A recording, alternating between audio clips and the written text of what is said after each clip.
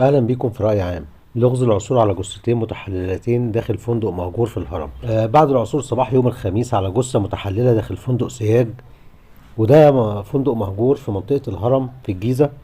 عثر عامل على جثة لشاب آخر متحللة أيضا، مما أدى لانتشار الرعب بمحيط الفندق وتحوله لسكنة عسكرية لإجراء التحريات اللازمة، إذ أمرت النيابة العامة بنقل الجثتين إلى مشرحة ذهنهم تحت تصرفها للوقوف على أسباب الوفاة وتوقيتها وكيفية حدوثها. التحريات والتحقيقات الأولية أفادت بأن الجثتين التقيا بالمكان قبل نحو أسبوعين على الأقل، ولم يجزم بوجود شبهة جنائية من عدمه إلى الآن، وتجرى المباحث تحرياتها وتفحص كاميرات المراقبة بمحيط الواقعة وبلاغات التغيب على مستوى المحافظات وصولا إلى هوية الشابين الذين عثر على جثتهم في ظل ظروف غامضة.